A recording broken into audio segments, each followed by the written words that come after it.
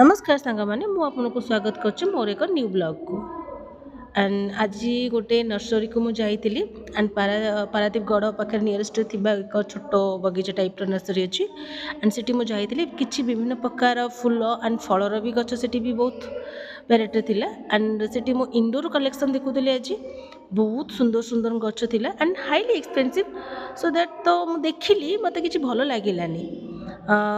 गछ गुड़ा बहुत सुंदर देखा बट एक्सपेंसिव अमाउंट हेतु मुझे स्टे करी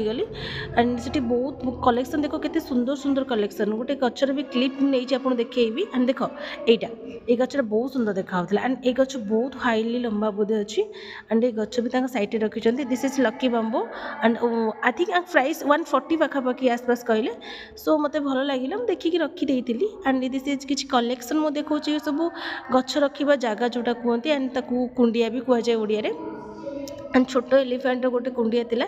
था इंडोर कलेक्शन रखापी घर भितर रखिले बहुत सुंदर देखा जाए एंड आ प्राइस भी 140 पाखापाखि आसपास था ये 160 एवब ये 65 ये सब पाखापाखि 100 एवब सब कुंडिया दाम अच्छी ये सब हूँ इंडोर कलेक्शन गच देखूँ केते सुंदर देखा ना एंड ए यही सब गच को लेकिन आम घर भितर रखिले बहुत क्यूट देखा आ भितर मुझे किसी गोटे क्लिप नी देख आंब गच छोट गचर के बहुत सारा आंब भी हो पार से भी से टाइप भी गच रखी